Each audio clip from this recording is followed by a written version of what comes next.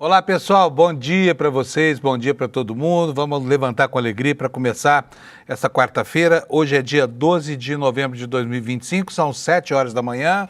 Eu sou o Fábio Panunzio e você está começando a se informar sobre tudo que aconteceu ontem e o que vai acontecer ao longo do dia de hoje, tá? Então, bom dia para você, vamos sair da cama logo, porque o tempo urge, né? Aqui em São Paulo, um dia lindo lá fora, com o céu super azul, fazendo uma pausa aí, um hiato entre essa transição entre um gelo invernal e um calor infernal, né? Que nos assola. Hoje, por exemplo, a temperatura começou em 14 graus, vai até 30 em São Paulo.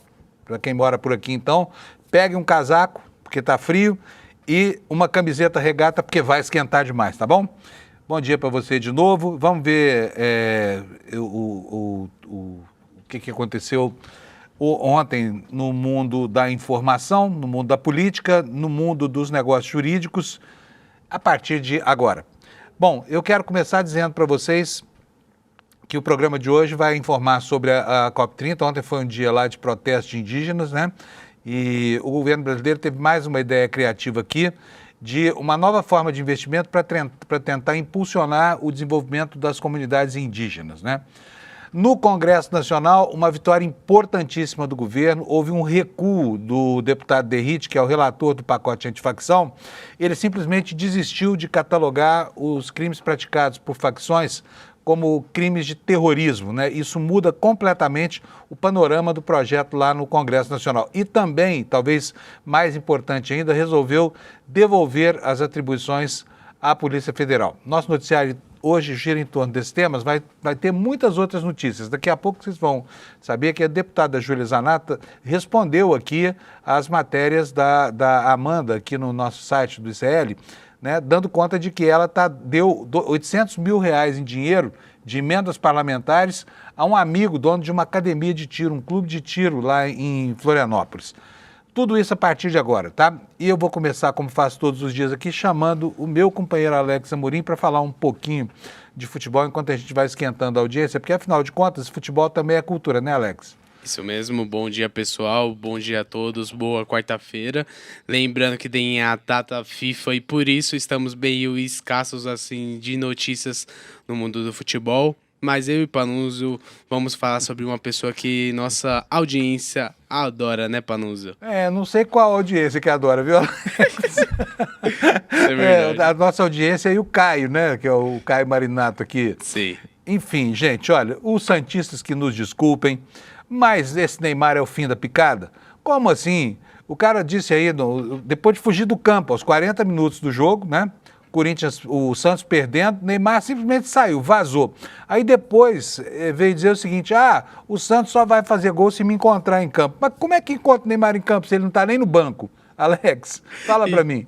Certo, Panos. Então, ele realmente, após a substituição contra o Flamengo ali nos 40 minutos do segundo tempo, o Neymar se dirigiu ao vestiário. No momento ali, ele não pediu desculpas após o término do jogo, porém, ontem saiu uma informação que ele se arrependeu realmente de ter saído de campo naquele momento e era para ter continuado ali no banco de reservas, apoiando o elenco. E a coisa que ele tinha falado, Panuso, é que o Neymar não vê grandes problemas na cobrança dos companheiros sobre na frase o Santos só vai fazer gol se me achar em campo. E o que acontece, Panuso? Hoje eu vou meio que defender o Neymar e tudo. Não faz isso, Alex! Mas vai lá, vamos lá. Aqui o ICL é uma televisão, um canal super democrático. Tu defende o Neymar aí que eu vou ficar ouvindo aqui, vai. Pode falar. Então, Panuso, o Neymar tava tentando, teve uma jogada ali, um tiro de meta que ele foi até o goleiro, pegou a bola, tocou no Zé Rivaldo, que é o zagueiro do Santos, para tentar fazer uma jogada trabalhada. Nisso, ele tocou a bola pro zagueiro do Santos, ele deu um chutão para frente e a jogada meio que foi pro outro time adversário, e ele meio que se irritou. Então, o que tá acontecendo, Panuso? O Neymar, querendo ou não, ele já atuou em grandes clubes, com grandes jogadores, e veio pro Santos e tá jogando com alguns jogadores abaixo e do nível que ele estava realmente habituado a jogar, e nisso fez ele ter esse estresse, porque ele tá meio sozinho, um time precavido ali do Santos, meio abaixo do normal que ele tá acostumado, Panunzio. Eu não vou concordar com você hoje não, Alex. Acho que o Neymar lá no passado já jogou. Olha, eu também já joguei futebol no passado, sabia? Sim. Não joguei nenhum grande time, não, mas eu jogava nas peladas que tinha lá na Várzea, lá em Uberlândia. E nem por isso, né, eu hoje sou aquele jogador de antes. Neymar não joga porcaria nenhuma, porque deu um chutão lá, botou a bola lá na frente, não tinha ninguém, aí fica putinho, né? Ah, eu vou sair do campo, não vou ficar no campo, vou embora pra casa. O futebol tá demorando demais, ainda mais com o time dele apanhando, né? Sim, o time Enfim. dele, lembrando, tá em 17º com 33 pontos. E sábado, 9 horas da noite, vai pegar o Palmeiras lá na Vila Belmiro. E o Palmeiras um pouquinho desfalcado, mas vamos ver o que vai acontecer nesse grande jogo no Clássico da Saudade Paulista, Panunzio. É, dia 29 tá chegando aí, hein? Dia Sim. 29 tá chegando, faltam só 18 dias hoje, 18 não, 17. 17 dias hoje, né? Os palmeirenses estão contando aí. Agora, o Palmeiras é um time engraçado, porque ele manda super bem. Aquele 4-0 eu achei espetacular.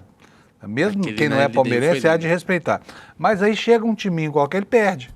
É uma coisa meio incompreensível. Como é que um time joga tão bem sob pressão e joga tão mal quando está tudo super fácil para eles, né? Então vamos ver, eu acho que o Palmeiras vai apanhar, está merecendo tomar uma lapada. Eu também acho que vai ser um empate, uma vitória do Santos pelo time desfalcado que vai enfrentar o Santos na Vila.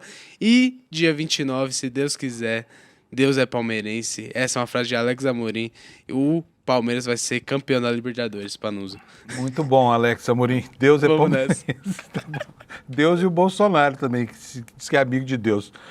Bom, pessoal, vamos lá, vamos para meteorologia, depois a gente começa aqui com o noticiário, tá bom? Olha, eu vou ser mais breve hoje na meteorologia do que eu tenho sido, até porque a gente precisa ganhar tempo, porque daqui a pouco eu tenho a Amanda conosco aqui, a Amanda Miranda, que vai responder a deputada Júlia Zanata, né? Aquela senhora... Ontem a Júlia Zanata amanheceu o dia na internet sentada num trono construído por fuzis e munição, lá na academia do amigo dela, para o qual ela destinou R$800 mil em dinheiro seu aí, ó, do contribuinte, né? Mas, enfim, vou falar disso daqui a pouco. Então, nós vamos ter a Amanda aqui às 7h15 e eu preciso correr, por isso o mapa da meteorologia é esse hoje aqui, mas eu não resisto muito e vamos ver aqui, olha, peraí, não é isso não. São os alertas meteorológicos que eu quero mostrar para vocês aqui, porque hoje nós temos chuvarada no sul e no norte do Brasil, tá?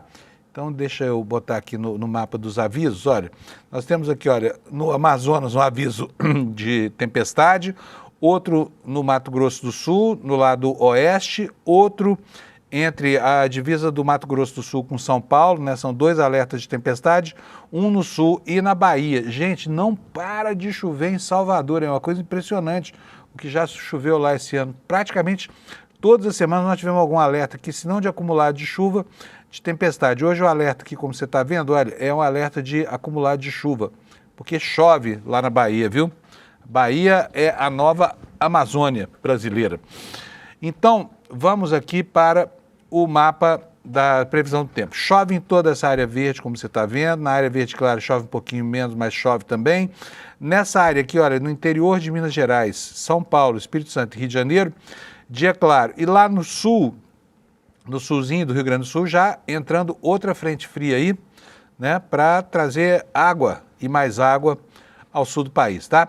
E a temperatura nas capitais. Porto Alegre hoje vai ter 31 graus de temperatura, né? Os gaúchos vão virar churrasco hoje lá em Porto Alegre. Florianópolis a temperatura chega a 26 graus. A geladeira do Brasil descongelou definitivamente. Começou o dia com 12, mas vai ter 26 na hora da máxima. Portanto, é dia de camisetinha regata aí em Curitiba, hein, gente? Aproveitem, tá? Em São Paulo, a temperatura foi de 14, como eu falei no comecinho do programa, e vai a 31 graus, vai ser um forno aqui depois do almoço. No Rio de Janeiro, 30 graus, um grau a menos que em São Paulo. Os paulistanos hoje vão fritar, né? Em Vitória, 28 graus de máxima. Em Belo Horizonte, 28 graus de máxima. Em Brasília, 30 graus, nuvens, possibilidade de chuva isolada. Em Goiânia, muitas nuvens também, mas olha, caloraço, 35 graus para os goianienses. Em Campo Grande, 31 de máxima. Em Cuiabá, chuva isolada com 35 graus de temperatura. Em Porto Velho, nuvens, pancadas de chuva, trovoadas, 32 graus de máxima. Em Rio Branco, 32 também. 34 em Manaus. Em Boa Vista, 35 graus. Macapá, 34. Belém, capital do Brasil hoje, hein? Capital da COP também, 34 graus de temperatura. Em São Luís do Maranhão, 33. Teresina, 38 graus, 38. Em Fortaleza, máxima de 30 graus. Nas capitais do Nordeste, temperatura de 30 graus. Em Maceió, 31. Em Aracaju, também 31. Em Salvador, como eu falei, muita chuva, máxima de 26. Vamos ver Vitória aqui no Espírito Santo, poucas nuvens e 28 graus. E Palmas, lá no Tocantins, 32 graus de máxima, nuvens, pancadas de chuva, e esta é a previsão do tempo no Brasil. Vou mostrar para vocês agora a capa do ICL e o Chico Alves com as suas manchetes fantásticas aqui, né? A derrota de Derrite é uma brincadeira aqui com a grafia do nome do Derrite, que ontem não foi só derrotado, né? Ele teve que entubar mesmo, né, a rejeição geral às propostas que tinha feito, porque transformou o projeto antifacção do governo federal num projeto a favor do crime organizado, retirando da Polícia Federal as suas atribuições para investigar. Pois olha, a pressão foi enorme, o governo trabalhou direitinho e o Derrite foi derrotado. Daí essa manchete fantástica aí, derrota de Derrite. Daqui a pouquinho nós vamos entender como é que se deu isso. Boas notícias vindas lá do norte, a gente não sabe exatamente qual será o impacto disso, ou se isso vai ainda beneficiar o Brasil, mas ao que tudo indica sim, já que o Brasil é o maior produtor, maior exportador de café para os Estados Unidos, o maior produtor mundial. E o Trump foi à TV para explicar para os americanos, que são quem paga essa sobretaxa que ele inventou, que vai reduzir as tarifas sobre o café. Os americanos amam o café e o café que eles bebem é brasileiro, né? Na Bolsa de Valores, tivemos ontem um dia para não esquecer, dólar abaixo de 5,30, descendo a patamares de junho do ano passado, tá bom? Enquanto isso, lá na COP, manifestantes indígenas invadem a Zona Azul, que é a área de trabalho, a área onde estão as autoridades e os técnicos, né? E foi um dia de muita confusão lá ontem, 2 seguranças se feriram, inclusive. Nos destaques secundários, nós temos aqui, olha, a informação de que o Tarcísio, aqui em São Paulo, planeja dividir as escolas que têm mais de 1.000 alunos, tá? Também temos aqui entre os destaques, né, a Júlia Zanata, essa deputada maravilhosa, ela, a deputada da Tiara, ela que ontem apareceu num trono de fuzis, né? Vocês estão vendo aqui nessa foto pequenininha, já a Amanda vai contar pra gente o que é isso aqui, tá bom? Olha, mudanças no Vale Refeição e no Vale Alimentação, tá? O governo finalmente está quebrando o cartel dessas empresas que, na ânsia de ganhar dinheiro das pessoas, durante décadas, né, transformaram as compras de supermercado em uma coisa mais cara, até para quem não paga com a moeda que eles inventaram, tá bom?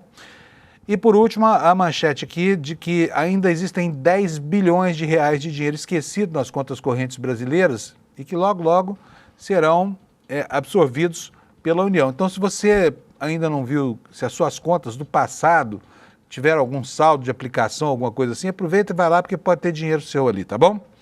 Beleza? Bom, Alex, me fala uma coisa, a Amanda já está ok? A Amanda acabou de entrar, então já vou começar aqui, o noticiário por ela hoje, né? Porque, gente, olha, nós temos acompanhado aqui no Desperta, em toda a programação do ICL, a Amanda tem feito um trabalho espetacular lá em Santa Catarina. Ela tem acompanhado não só a briga do Carluxo, mas ela tem também aproveitado as escaramuças entre bolsonaristas lá para colocar para o Brasil o que o estado mais bolsonarista do país está aprontando lá e como é que deputados como Júlia Zanata estão dilapidando o erário, fazendo doações absurdas, 800 mil reais para uma empresa, um clube de tiro, né, que é de um amigo da deputada. E aí o amigo foi aqui ao lado, 800 mil reais. Ontem, ela foi para a internet para responder às matérias da nossa querida Amanda. Deixa eu chamar a Amanda, ela já tá em ponto de entrar no ar, Alex? Se tiver, põe na... Oi, Amanda, bom dia. Tudo bem, Amanda? Bom dia, Fábio, bom dia, audiência, comunidade CL, bom estar aqui de novo. Bom dia, Amanda. Primeiro, parabéns, sabe, só por ter suscitado essa resposta. Agora eu vou te falar, eu achei a resposta ridícula, tá? Vou colocar o vídeo aqui, porque vocês vão ver a Júlia Zanata, né, se arrependendo de ter mandado 800 mil reais para o amigo dela. Bota para nós, Alex, por favor. Eu sempre falo que político não pode ter compromisso com erro e por isso eu venho aqui pedir desculpas. Vários sites de esquerda têm noticiado que a deputada Júlia Zanata, essa que vos fala, enviou 800 mil reais para um clube de tiro. desculpas. O ano que vem eu vou enviar mais dinheiro para que a Guarda Municipal possa continuar treinando em um clube de tiro.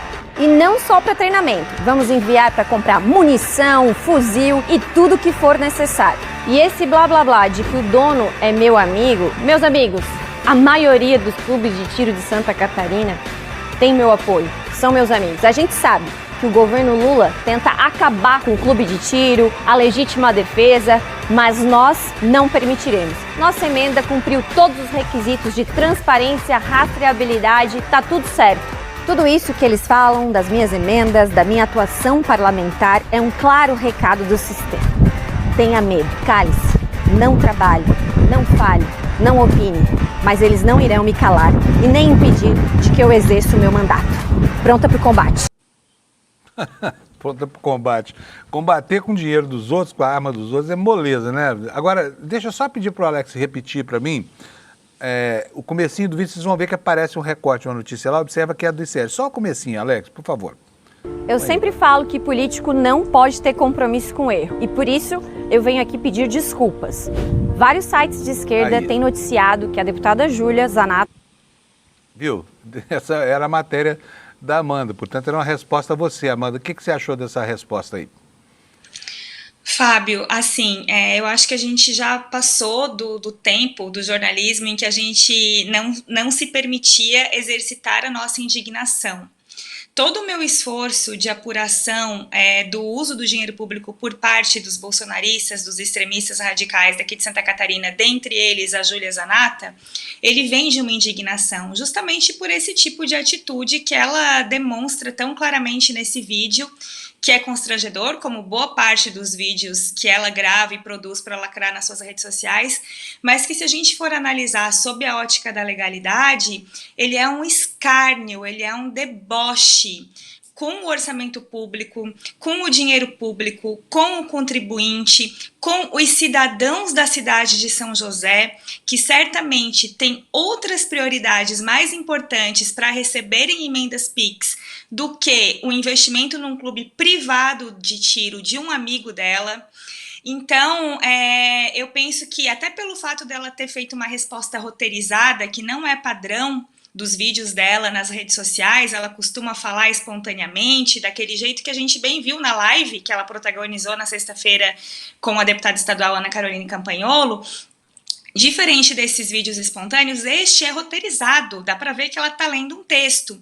E é o que a gente chama em comunicação, Fábio, de gestão de crise. Ela realmente sentiu o impacto e é a primeira vez que ela vem a público comentar a destinação de uma emenda. Só que ela está comentando a destinação de uma emenda que é duramente contestada pelo Tribunal de Contas do Estado de Santa Catarina, com supervisão do Tribunal de Contas da União, do Tribunal de Contas da União, por suspeita de direcionamento, por inclusive ter tido apenas um único clube de tiro concorrente no processo de licitação, que coincidentemente é o clube de tiro de um dos amigos dela.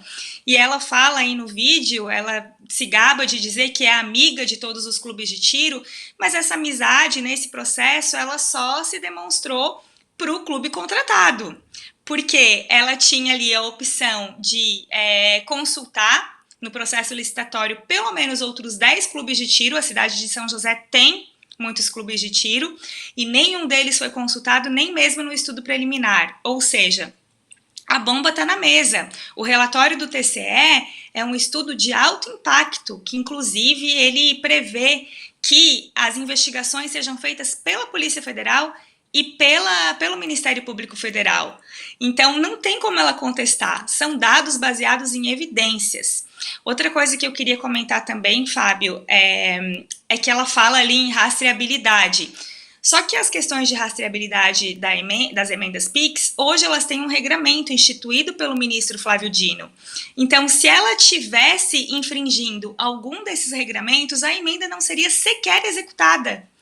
Então, não se trata disso. A auditoria do TCE, embora ela inclua questões para verificar se realmente a DPF do Dino está sendo cumprida, ela se preocupa em ver como a emenda está sendo executada na cidade.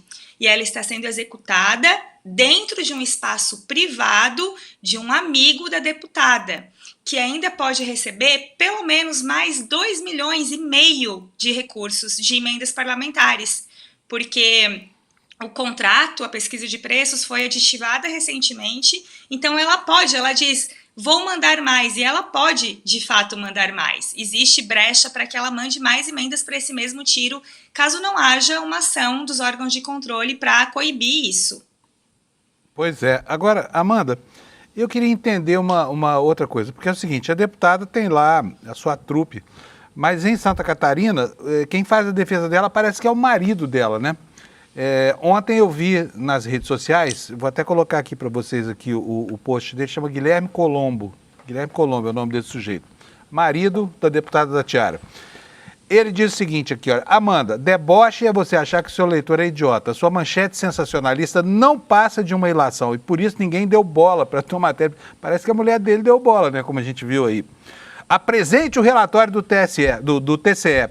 Mostre que não há qualquer irregularidade com o envio da emenda. O que fez a Amanda? Publicou o relatório do TCE. Está aí o relatório. Diz para nós o que diz esse relatório, por favor, Amanda.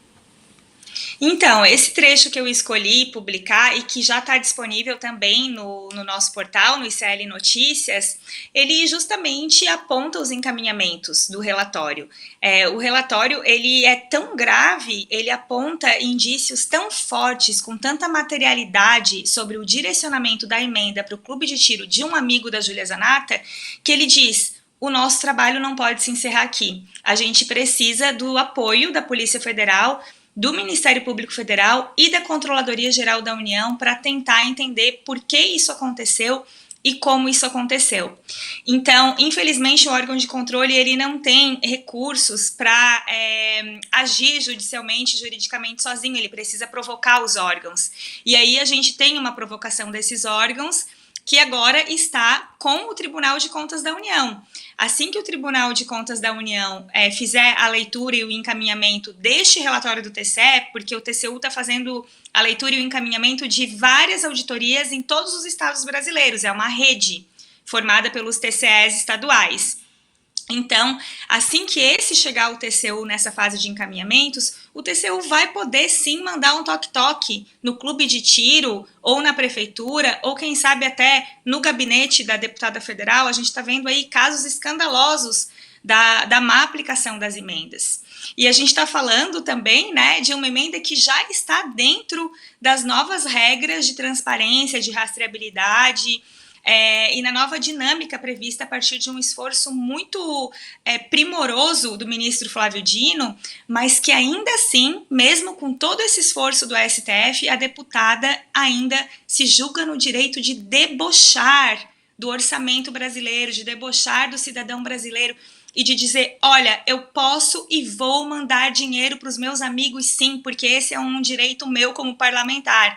Ou seja, é uma situação que eu, sinceramente, Fábio, não sei se é porque eu que li o relatório, eu que fui atrás dos fatos, eu que estou há tanto tempo acompanhando o mandato dessa deputada e me sinto, então, envolvida diretamente nessa questão da denúncia, mas eu acho um fato escandaloso. Eu acho que os órgãos de controle têm que enfrentar isso com muita seriedade e com muito rigor, assim como os órgãos judiciais também.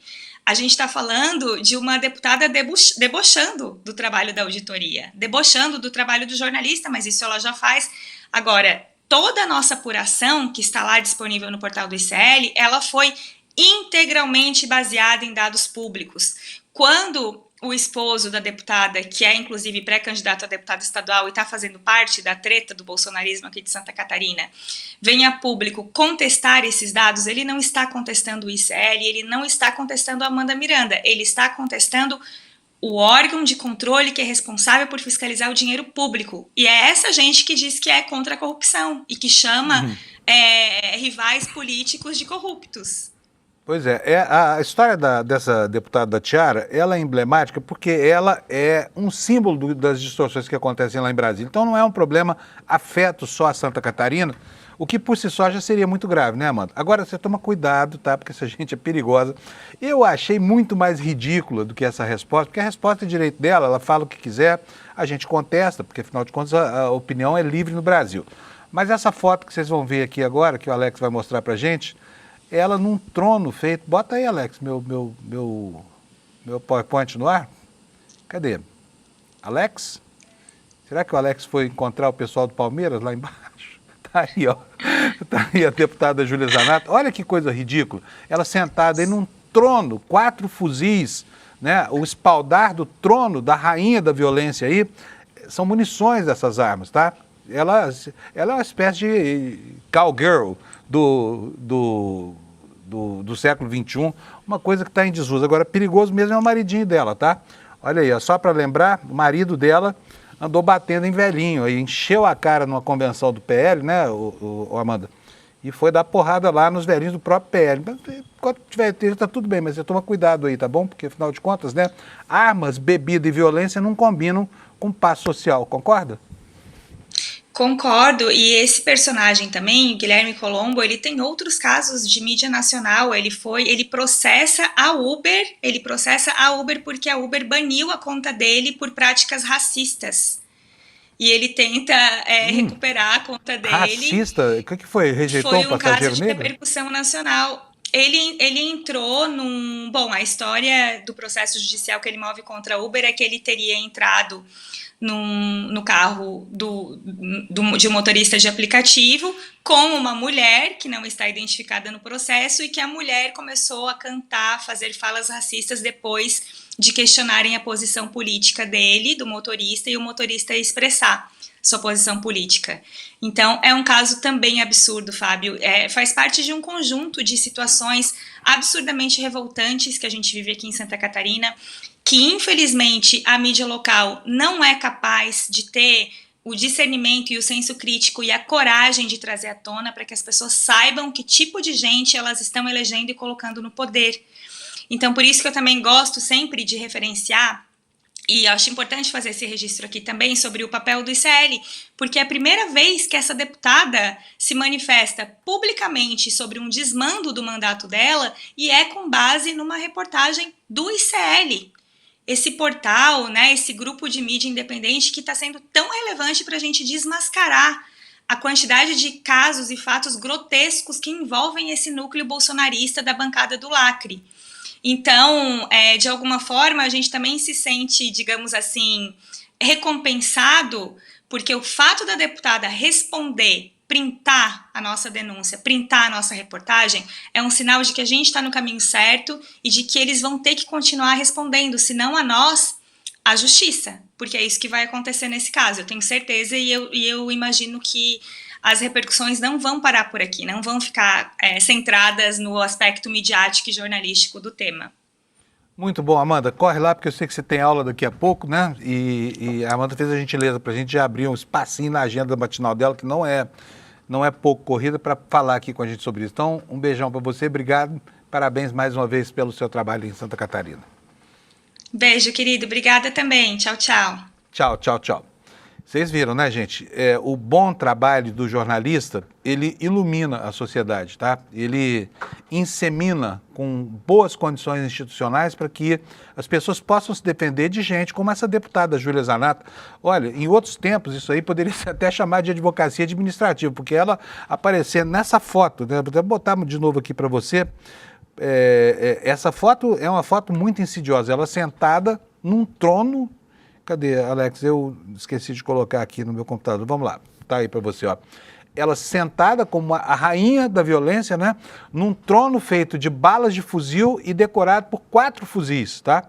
O que ela quer dizer? E aí esse pessoal que faz apologia da violência fala de combater crime organizado com essa mentalidade arcaica aí dessa senhora, né, que poderia ser estrela de filme de faroeste, porque ela é um personagem tão antiquado, tão ultrapassado, né, tão pouco afeito ao processo civilizatório, que dá até pena de ver o ridículo dessa senhora aí se colocando dessa forma aí, pensando que está lacrando, né? Enfim. A imagem dela é problema dela. Agora, o que ela faz com dinheiro público é problema nosso também, né? A gente pode gostar ou não de ver uma deputada federal fazer esse papelão aí. Eu, por exemplo, não gosto. Eu acho um desgaste. Inclusive, os colegas dela deviam chamar a atenção dela e falar: Júlia, filha, cai a ficha aí. Mas não. Aí é problema dela. Agora, o que ela faz com o seu dinheiro que você pagou de imposto é problema seu, né? E dar 800 mil reais para dono de clube de tiro, porque é amigo dela, tenha santa paciência. Ah, vou dar mais, vou à guarda municipal. Nada. Deu porque é amigo. Beleza?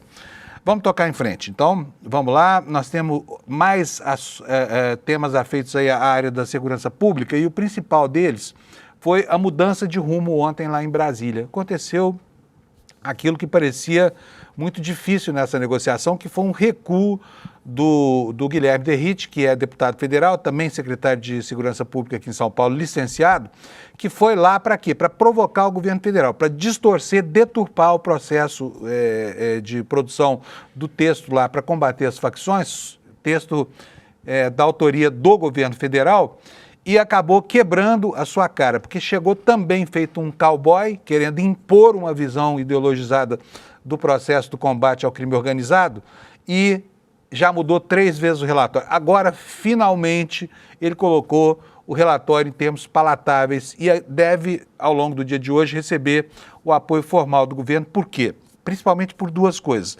Porque ele devolve a competência da Polícia Federal para investigar nos estados e também porque ele desistiu dessa excrescência chamada Lei Antiterrorismo, que era uma ameaça concreta à segurança do país, né?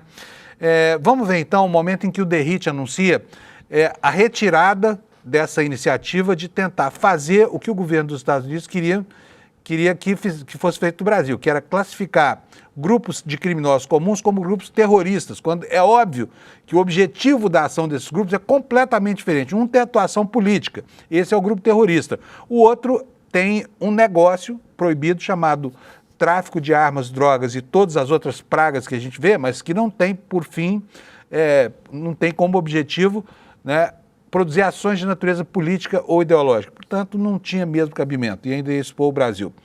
Nós temos aqui no nosso site, a matéria está aqui, olha, com essa manchete fantástica do Chico Alves, que eu já elogiei hoje, a derrota de Derrite. A matéria é do Kleber Lourenço, eu não sei se eu devo dar os parabéns para o Chico ao Kleber por essa manchete, mas que ela está legal, tá, não está? Derrota de Derrite. Bom, o que nos conta aqui o Kleber sobre isso? Diante das críticas, o relator do projeto da lei antifacção, Coronel Derrite, e o presidente da Câmara dos Deputados, Hugo Mota, dos Republicanos, recuaram.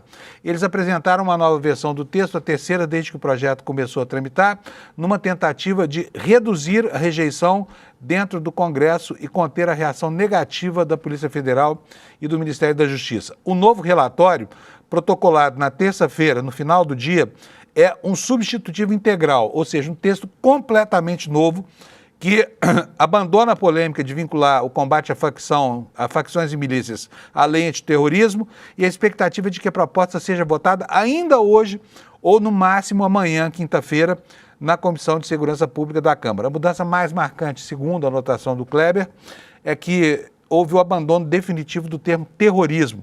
A versão anterior colocava facções e milícias no mesmo patamar de grupos terroristas, o que gerou uma forte resistência entre juristas e especialistas em segurança pública. Agora, Derrite propõe o crime de domínio social estruturado. Esse crime é um crime grave, punido com penas que vão de 20 a 40 anos de prisão. É uma definição ampla e genérica, fala em grupos que ameaçam a estabilidade social e a ordem pública, e, na prática, o termo substitui a classificação como grupo terrorista, mas mantém o mesmo espírito punitivo. E aí, né, há vários agravantes, o que eu acho aqui que está muito bem justificado pela gravidade dos crimes cometidos por essas organizações criminosas no Brasil. Bom, olha só, a opinião do Bruno Salles, que é um advogado respeitabilíssimo aqui, ele é coordenador do Grupo Prerrogativas, né? Ele avaliou que esse recurso é ineviável, mas que o novo texto ainda traz preocupações. O que nos diz aqui o Bruno Salles? Diz o seguinte, olha, se no primeiro momento o governo quis ampliar os crimes da lei de organizações criminosas e no segundo o relator tentou enxertar isso na lei antiterrorismo, agora ele recua e cria um diploma autônomo. Isso resolve o problema de competência e evita o erro de tratar as facções como terroristas. Mas para Salles, o avanço na definição de competência não compensa falhas estruturais do texto, que ele considera tecnicamente pobre. O advogado alerta que a formulação vaga pode permitir o enquadramento de comportamentos que nada têm a ver com o crime organizado. O que nos diz aqui mais o Bruno Salles, um trechinho dele? A definição é tão aberta que pode permitir o enquadramento de condutas que nada tem a ver com crime, em tese movimentos sociais, torcidas organizadas, até mesmo associações de bairros mais mobilizados, poderiam ser incluídas nessas categorias, o que é extremamente perigoso, nos disse aqui o Bruno Salles, né? Agora, eu vou mostrar para vocês aqui uma comparação entre o que acontecia antes, da proposta como estava antes, e a proposta como ficou depois. Tudo isso começou na sexta-feira passada, quando o DERIT divulgou a primeira versão do relatório dele, que nada tem a ver com essa última agora, e ele, no artigo 2A, descreveu uma série de tipos penais aqui, cuja investigação seria a cargo apenas das polícias civis e, portanto, das secretarias de Estado e dos governadores. Veja só quais são esses crimes aí na tela que eu vou mostrar para vocês. Olha, domínio armado de território urbano ou rural, sabotagem de serviços públicos essenciais, sequestro ou atentado de aeronaves, ataques às instituições de segurança e justiça, uso de armamento de guerra em crimes patrimoniais, atos de intimidação, coletiva e controle social. É o caso das milícias lá no Rio de Janeiro. Isso tudo aqui definido lá na primeira versão, tá bom? E aí, quais eram as competências na primeira versão? É isso que você está vendo aí na sua tela. As polícias civis investigariam todos esses crimes do artigo 2, com exclusividade, tá? A Justiça Estadual julgaria. A Polícia Federal atuaria apenas no âmbito da lei antiterrorismo. Portanto, sai a Polícia Federal de tudo aqui. E com isso, o que ia acontecer? Casos, por exemplo, como muito bem disse o Andrei Meirelles, o diretor da Polícia Federal, casos como o da Marielle, que só foram destrinchados, que só foram desvendados depois da entrada da Polícia Federal, não seria possível atender. Assim como não seria possível também retirar de circulação 7 bilhões de reais que a PF tirou do crime organizado. Tudo isso seria impossível, tá? A exclusão da PF aconteceria mesmo em casos de crimes que acontecem entre vários estados, tá? E aí tinha essa história da equiparação das ações com grupos terroristas, né? Na segunda versão, houve uma pequena flexibilização, mas ainda não resolveu o problema. Ela mudou para isso aí. A PF pode atuar, mas se houver conexão com crimes federais, requisição do Ministério da Justiça, com a consequência a autorização do governador, portanto, é o governador que manda. Já pensaram? O Cláudio Castro mandando nas investigações da chacina, impedindo a Polícia Federal de apurar o que houve de fato lá no Rio de Janeiro? E riscos à segurança nacional ou ordem pública. Tudo isso agora, nessa nova versão, caiu. Eu peço, Alex, tira um pouquinho aqui, porque eu quero mostrar duas reações ontem que aconteceram, logo depois que a polêmica se instalou. Mas antes disso, vou mostrar para vocês que o governo, finalmente, a gente que criticou tanto o governo pela incompetência cabal da sua política de comunicação na primeira metade do mandato do Lula, agora a gente tem que elogiar. Assim como foi feita a crítica lá atrás, agora o elogio aqui na frente. Por quê? O governo ontem mandou muito bem e produziu peças como essa que você vai ver agora para mobilizar a opinião pública, porque a opinião pública tinha que saber o que estava acontecendo, senão, né, a água do banho seria jogada fora junto com o bebê, né, que estava sendo gestado ali, que era esse projeto das leis, da legislação antifacção. E isso acabou, a repercussão disso, né, de novo, as pessoas chamando Congresso inimigo do povo, Congresso amigo de bandido, foi um festival de críticas na internet. E os deputados, ainda que tenham, né, muita resistência no campo ideológico, são obrigados a entender que as pessoas não estão tolerando mais ver tanta sacanagem com assuntos sérios do Brasil. A ponto de o próprio Hugo Mota, né, que moralmente falando é quase que enfim, não vou nem falar a palavra aqui porque para não ser processado, mas, enfim, diante do conceito digamos assim, dos valores, né, dos benchmarks morais do Hugo Mota, tudo isso foi demais, tá?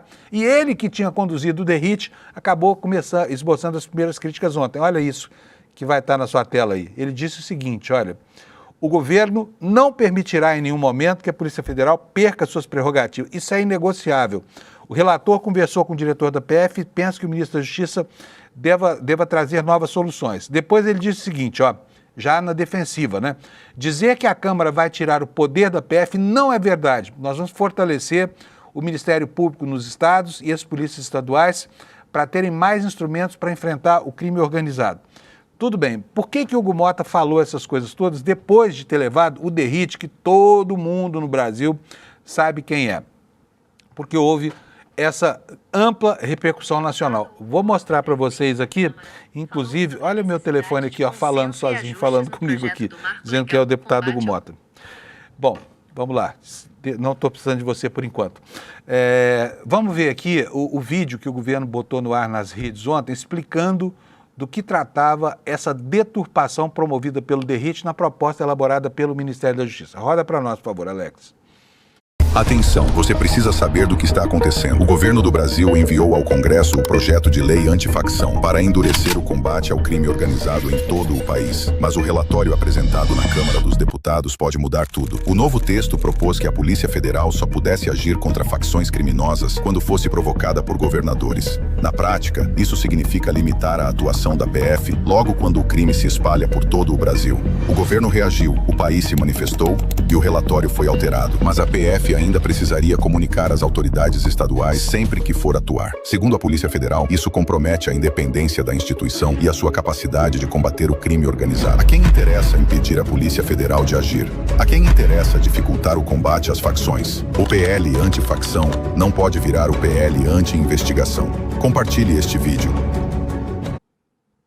Pois é, se não tivesse havido isso tudo, se o governo não tivesse, mais uma vez, atuado com muita precisão nas redes sociais, se as pessoas não tivessem manifestado a sua indignação, hoje o Brasil estaria aí provavelmente com esse texto aprovado na Câmara, né, prestes a ser entregue ao mundo maravilhoso do criminoso organizado, porque a Polícia Federal ia ter que sair fora das investigações, né? Só que, felizmente, a pressão popular deu certo e durante a tarde ontem, no final da tarde, o relator, o Derrite, apareceu com a última versão, essa sim é uma versão palatável, né? E foi ele mesmo quem deu a explicação sobre o que é que tinha mudado.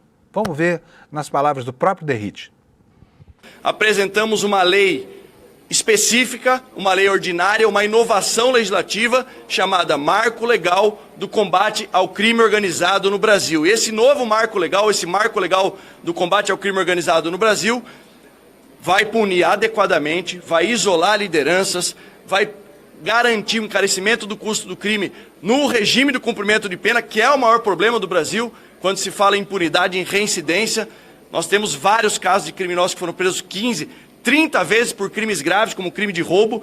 Isso tende a diminuir e, digo mais, a acabar. E, além disso, promove a integração das forças estaduais com as polícias Rodoviária Federal, com a Polícia Federal, garantindo e mantendo de uma vez por todas, acabando com esse equívoco, eu quero crer que foi um equívoco de interpretação que existia no substitutivo, de que há um enfraquecimento. Muito pelo contrário, estimula-se com esse substitutivo a integração real entre as forças de segurança do Brasil.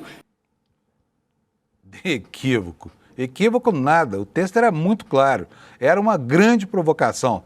Mas foi corrigida e agora se criou a condição para que isso avance na Câmara. E aqui eu vou dizer o seguinte, gente, olha só, não é hora de ficar nesse fla-flu aí ideológico em relação a um tema tão custoso para o país quanto essa história da lei antifacção. O Brasil precisa desses instrumentos porque tem muita gente vivendo sob a batuta de criminosos que impõem a sua lei, que extorquem a população na cobrança de serviços como o gás, a internet, o transporte dos motoboys, né?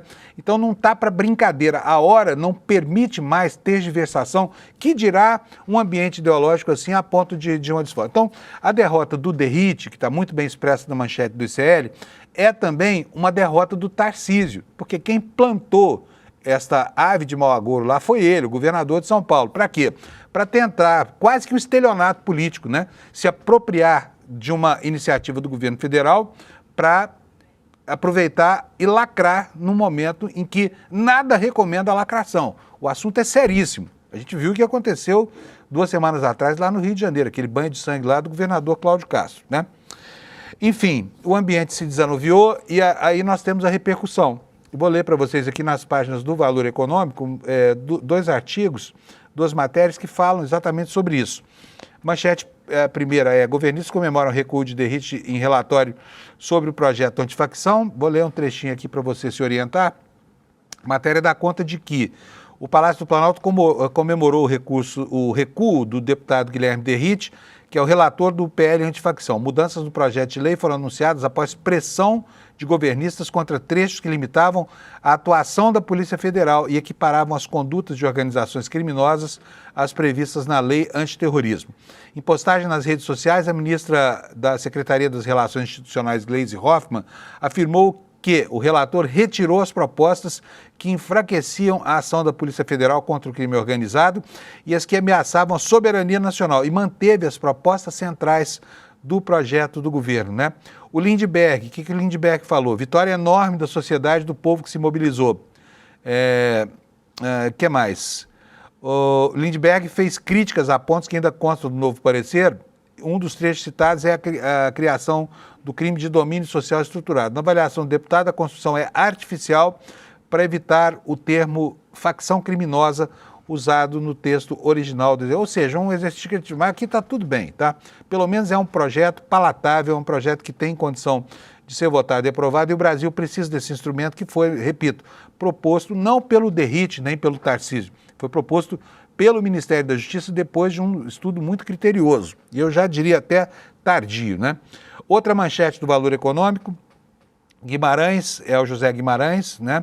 Diz que o novo parecer do Derrite sobre o projeto antifacção é uma vitória monumental do governo, qualificando aí o tamanho dessa vitória. E aqui depois eu vou fazer um comentário meu, tá? O que nos diz aqui a matéria do Valor? Após o relator do projeto da lei antifacção, Derrite, anunciar que acatou os pedidos do Executivo no texto, o líder do governo na Câmara, o deputado José Guimarães, do PT do Ceará, disse que é uma vitória monumental. O líder do PL na Câmara, Sóstenes Cavalcante, classificou a proposta de enxuga-gelo e disse que a bancada que lidera seguirá defendendo a equiparação das facções criminosas ao terrorismo.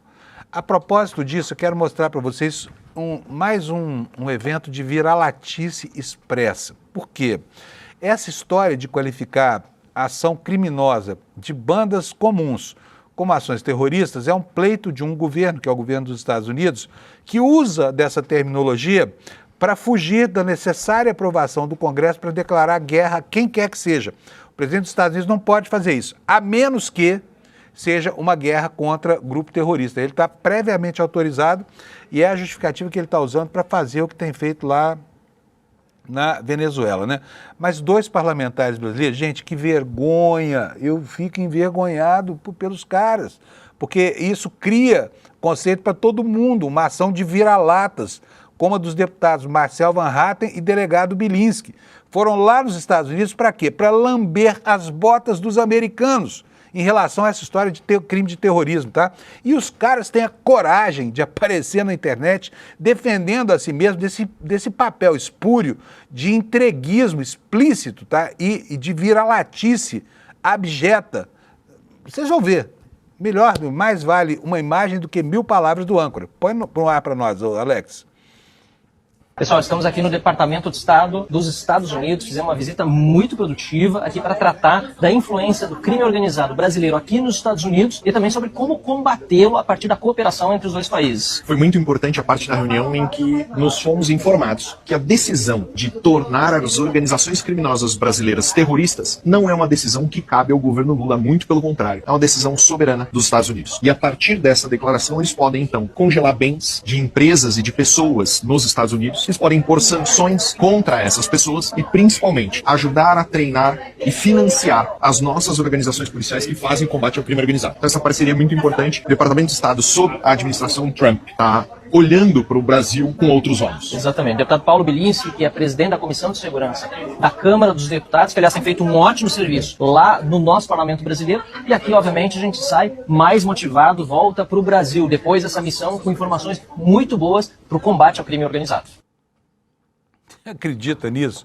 Pode uma coisa dessa? Vira-latas. Vira-lata Bilinski, vira-lata Van Hatten. É inacreditável o que esses caras passam de vergonha aí pelo mundo e nos envergonham também com isso, né?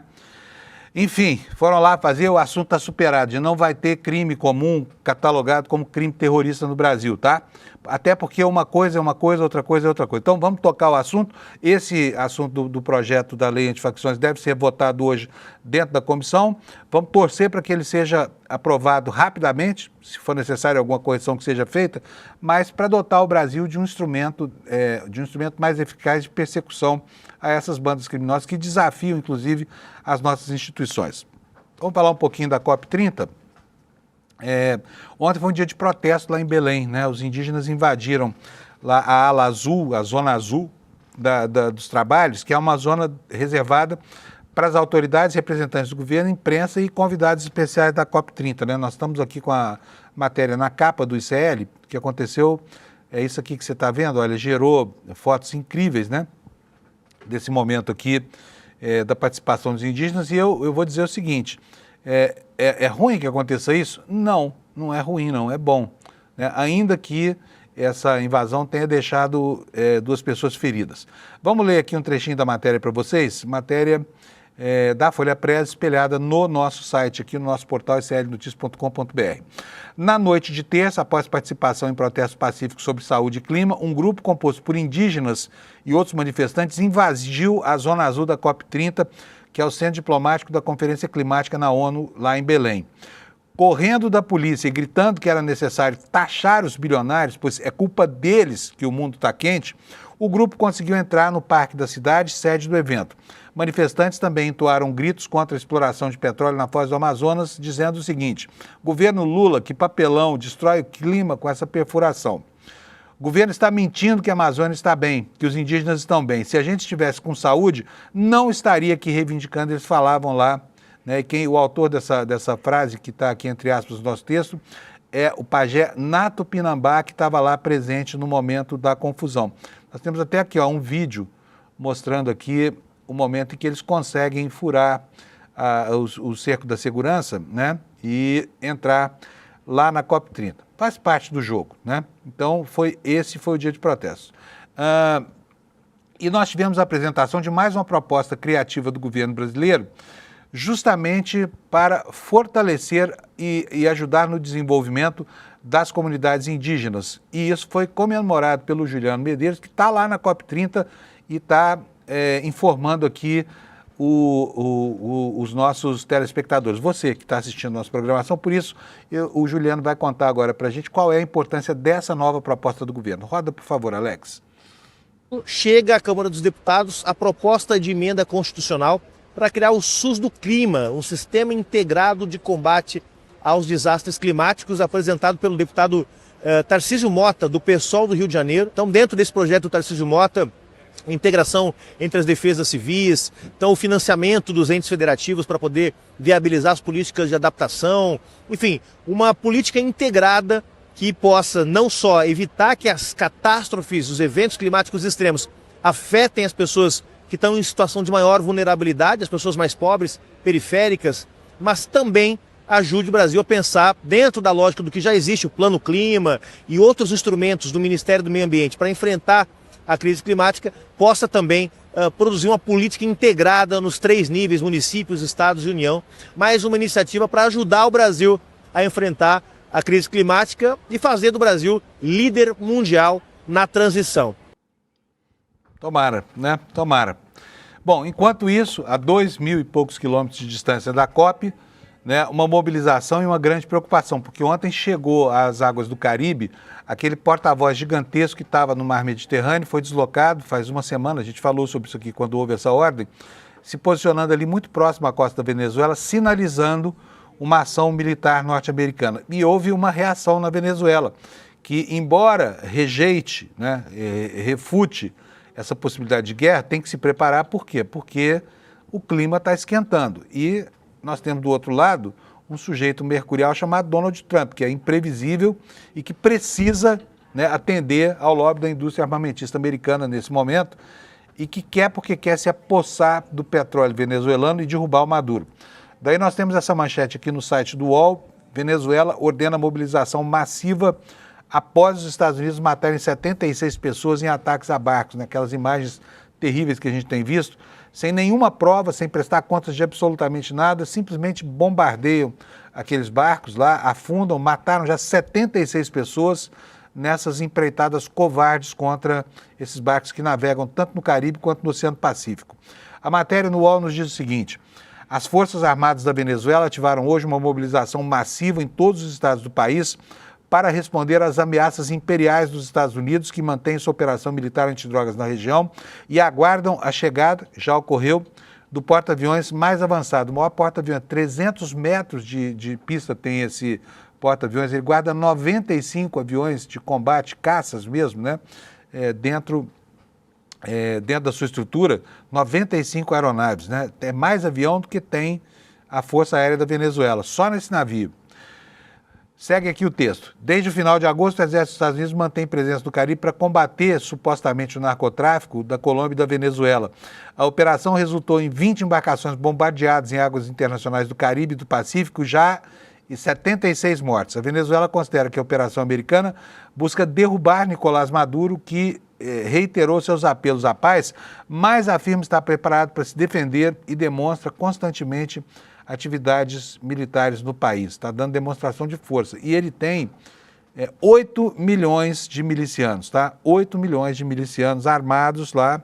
Milícia lá tem outra conotação, não é a mesma coisa que no Brasil. Milícia é uma remissão a guerrilheiros urbanos, tá? E também rurais. São milícias porque são instituições paraestatais, mas todas elas jogando com o governo. 8 milhões de combatentes. Portanto, os Estados Unidos podem bombardear Caracas, podem fazer o que quiserem, mas ocupar por terra vai ser complicado, brigar contra 8 milhões, tá? Aqui no Brasil, nós temos uma efeméride acontecendo. Bolsonaro, lembra dele? Aquele que um dia foi presidente do Brasil, tentou um golpe, as pessoas estão esquecendo dele já porque faz muito tempo que ele não aparece, né? Ninguém quer saber mais do Bolsonaro, nem o próprio bolsonarismo quer saber mais do Bolsonaro, mas ele, enfim, está comemorando hoje 100 dias em prisão domiciliar. Está aí uma matéria no Estadão. Hoje todos os portais, todos os jornais do Brasil estão dando a notícia dessa efeméride aí. 100 dias de Bolsonaro em prisão domiciliar. E como é que é o quadro lá ao lado da residência dele? Vizinhos tensos, direita em crise, queixa de aliados, né? E eu diria mais, ninguém jogou uma tábua de salvação. Acabou a história da anistia, só o Eduardo Bolsonaro, né, que o governador de Mato Grosso, Mauro Mendes, disse que está completamente louco, é que continua ainda falando em anistia, mas essa expressão, essa palavra, perdeu completamente o sentido ao longo dos 100 dias da prisão de Bolsonaro, enquanto ele, né, não tem boia de salvação e afunda na sua própria irrelevância. Bolsonaro não tem nenhuma importância. E o bolsonarismo hoje quer se livrar, quer expurgar Bolsonaro e os seus delfins, né, os seus filhos também, que estão criando confusão em tudo quanto é lado aí. E graças a isso, a esse quadro, dos varões da família, a controvérsia, eu falo varões aqui, mas são 4 varões, não, são 4 varões e um varinha, para não perder a piada aqui aberta com o apelido do Bananinha, né? O que aconteceu? Eles arranjaram tanta encrenca, tanta confusão, que 4 dos Bolsonaro correm risco nessa campanha, tá? O Carluxo, porque não consegue ambiente para consolidar a coligação lá em Florianópolis, né? O Eduardo, que está foragido do Brasil, não volta para cá nunca mais, porque senão vai ser preso, logo vai estar condenado e inelegível por causa da coação contra o Supremo Tribunal Federal. Então o Jair, o Carluxo e o Eduardo, são 3 aí, né? E nós temos também uma dúvida aí, será que Flávio consegue renovar o mandato lá no Rio? Hoje ele está na frente de todo mundo, vai ter que bater chapa com Cláudio Castro de um lado e Benedita da Silva de outro, tá bom?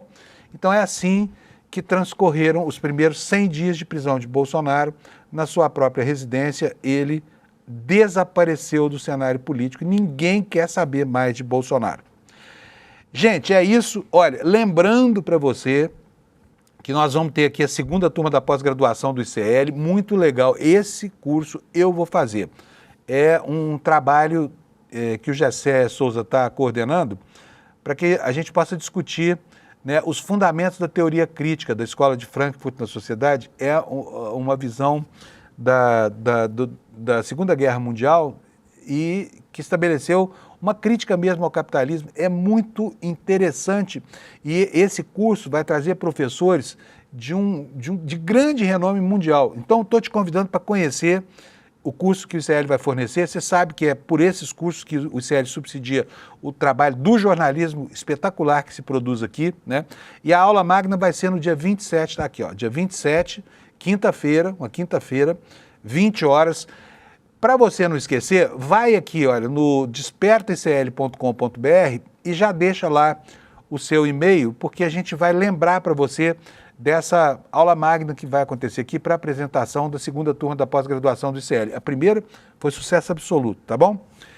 E assim desejo para você uma ótima quarta-feira. Vamos observar lá em Brasília, né, a tramitação do pacote do governo, que o Derrite tinha deturpado e agora já voltou atrás, desejando que o Brasil tenha condição para enfrentar logo o crime organizado com mais vigor e mais inteligência, né? Porque violência só não vai resolver o problema. Bom dia para você, obrigado pela sua audiência. Vem aí o N1, não perca. Tchau. Nenhum saber é neutro. Nem a música que a gente ouve, nem as notícias que lemos, nem as teorias que estudamos. Tudo traz uma visão de mundo e quase sempre essa visão depende de quem já está no poder. A teoria crítica surgiu para mostrar essas ideologias disfarçadas de verdade. Na nova pós do ICL, você vai aprender a enxergar essas formas escondidas de dominação e usar o conhecimento como ferramenta de libertação. Dia 27 de novembro, uma quinta-feira, 8 da noite. Lançamento oficial da nova pós-ICL, com condições especiais para quem estiver presente.